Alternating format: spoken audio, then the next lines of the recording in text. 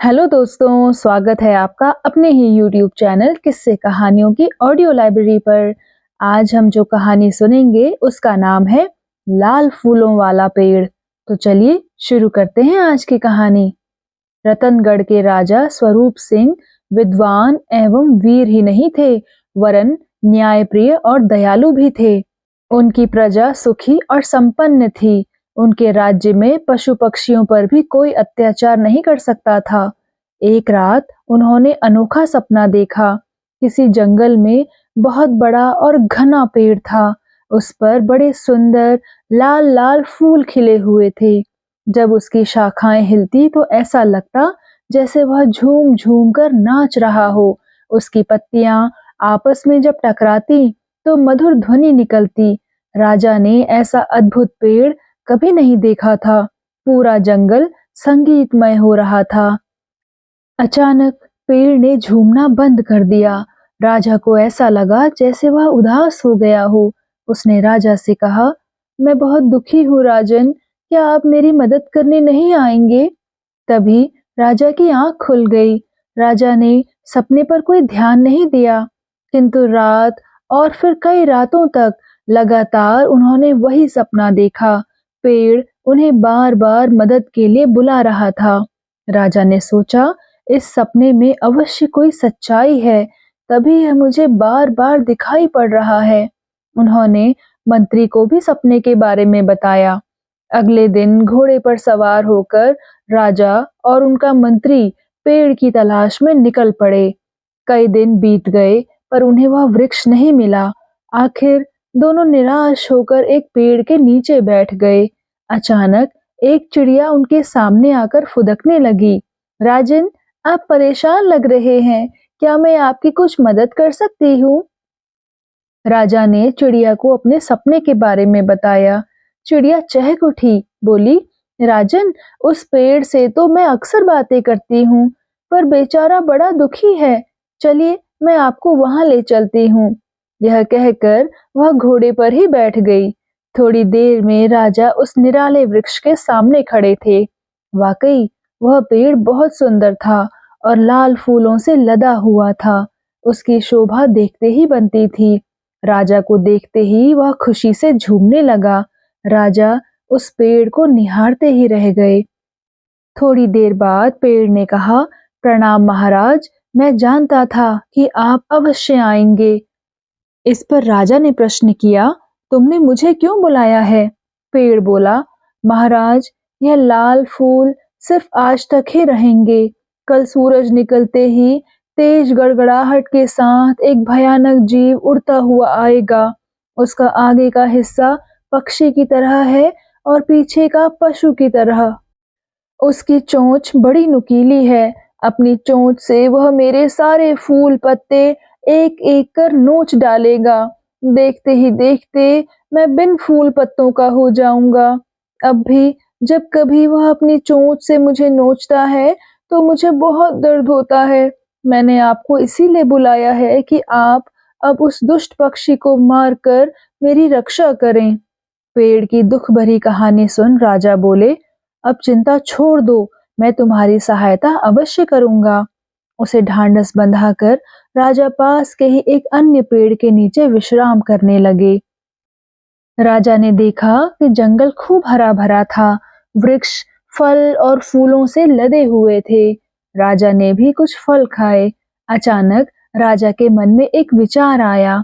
उन्होंने चिड़िया से पूछा, क्या इसकी कहानी सच है? चिड़िया बोली, हाँ राजन, मैंने खुद उस विचित्र जीव को इसके फूल तोड़ते देखा है। इस पर राजा ने पूछा, क्या वह किसी अन्य पेड़ को भी नुकसान पहुंचाता है? चिड़िया बोली, नहीं महाराज। चिड़िया का उत्तर सुन राजा सोच में पड़ गए। फिर वह उस पेड़ के पास गए, बोले, इस जंगल में और भी बहुत से वृक्ष हैं, पर वह जीव केवल तुम्हें ही हानि क्यों पहुंचाता है और किसी को क्यों नहीं? इस पर वृक्ष ने जवाब दिया, पता नहीं महाराज। राजा बोले, पर इसका कोई कारण तो होगा ही, आखिर वह केवल तुम्हारा ही दुश्मन क्यों है? यह प्रश्न सुनकर वह वृक्ष परेशान हो गया। उसकी परेशानी राजा से छिपी नहीं रह सकी, लेकिन पेड़ ने फिर वही उत्तर दोहरा दिया, पता नहीं महाराज। फिर से वही जवाब सुन राजा को क्रोध आ गया। अब वह कठोर स्वर में बोले, सच बात बताओ, वरना तुम्हारी मदद करना तो दूर, मैं स्वयं ही तुम्हें जड़ से काट दूंगा। उन्हें क्रोधित देखकर पेड़ घबरा गया और बोला, क्षमा करें महाराज, मैं सच सच बताता हूँ। दरअसल वह भयानक जीव मेरा ही सगा भाई है। राजा चकित हो गए और बोले, तुम्हारा भाई?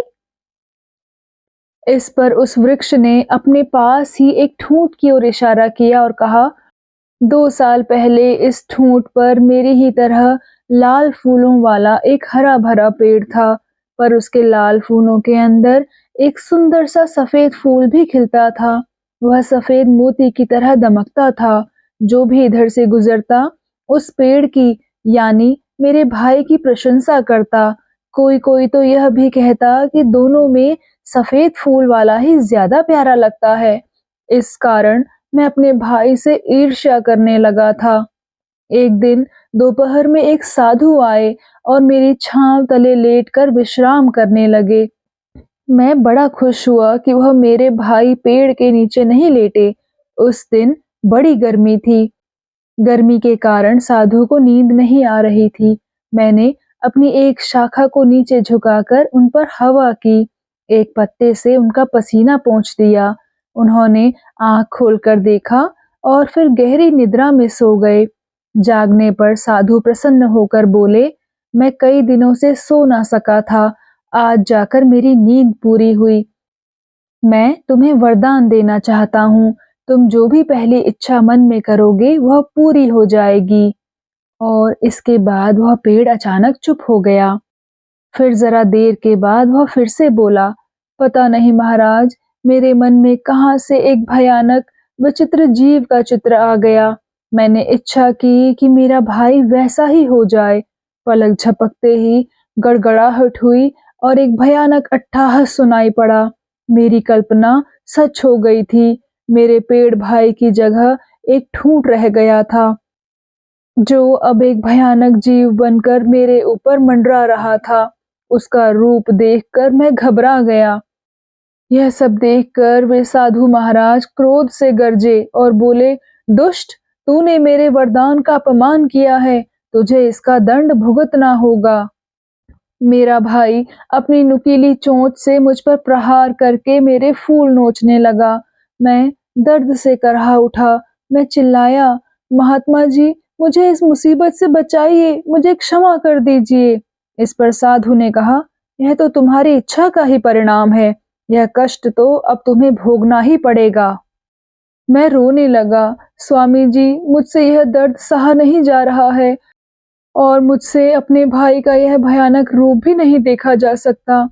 मेरा रोना गिड़गिड़ाना देखकर उन्हें तरस आ गया और उन साधु ने कहा, लगभग 2 वर्ष तक तुम्हें यह दर्द सहकर प्रायश्चित करना होगा। तुम्हारा यह कष्ट और तुम्हारे भाई का भयानक रूप तभी समाप्त होगा जब यहाँ का राजा इस भयानक जीव को मार देगा। यह कहकर वो साधु वहां से चले गए। इतनी कहानी कहकर पेड़ चुप हो गया। पेड़ की कहानी सुनकर राजा ने कहा, तुमने साधु के वरदान का दुरुपयोग किया था, इसका परिणाम तुम्हें भोगना पड़ा। क्योंकि अब तुम प्रायश्चित कर चुके हो, इस कारण मैं तुम्हारी मदद अवश्य करूंगा। राजा की बात सुन पेड़ खुशी से झूमने लगा और बोला, महाराज, कल सुबह मेरा भाई आएगा, तभी आप उसे मार दीजिएगा। अगले दिन सूर्योदय होते ही राजा उस विचित्र जीव की प्रतीक्षा करने लगे। थोड़ी ही देर में एक भयानक आवाज हुई। एक भीमकाय पक्षी उड़ता हुआ पेड़ की ओर बढ़ने लगा। राजा ने तीर चलाया। तीर लगते ही वह पक्षी तीर सहित गायब हो गया। राजा और चिड़िया उस जीव को आकाश में ढूंढ ही रहे थे कि पेड़ की आवाज सुन चौंक पड़े। पेड़ बोला, महाराज, महाराज, देखिए, मेरा भाई फिर से पेड़ बन गया। राजा और चिड़िया ने देखा कि ठूंठ के स्थान पर एक हरा भरा पेड़ खड़ा था। वह भी लाल फूलों से भरा था, पर उसके हर फूल में छोटा सा सफेद फूल भी खिला हुआ था। राजा के मुंह से अनायास निकला, सुंदर, अति सुंदर, तुम दोनों की जोड़ी तो बहुत ही अच्छी है। अगर तुम दोनों एक से ही होते तो तुम्हारा अनूठापन ही समाप्त हो जाता। उनकी बात सुन दोनों भाई बहुत प्रसन्न हुए। लाल फूल वाले पेड़ ने कहा, महाराज, आपने हम बिछड़े भाइयों को फिर से मिला दिया। आप सच कहते हैं, अगर हम दोनों एक जैसे ही होते तो हम अपनी पहचान ही खो देते। इसके बाद राजा ने कहा, अब मैं चलता हूँ, पर एक बात हमेशा याद रखना, जिसको जो मिले उसे उसी में संतुष्ट रहना चाहिए। यह कहकर राजा आगे बढ़ गए। तो दोस्तों, कैसी लगी आपको ये कहानी और आपने इस कहानी से क्या सीखा? कृपया कमेंट सेक्शन में आकर ज़रूर बताइएगा। और अगर आपने अभी तक इस चैनल को सब्सक्राइब नहीं किया है तो कृपया सब्सक्राइब भी ज़रूर कर लीजिएगा। मैं मिलती हूँ आपसे ऐसी ही किसी और कहानी के साथ। तब तक के लिए धन्यवाद।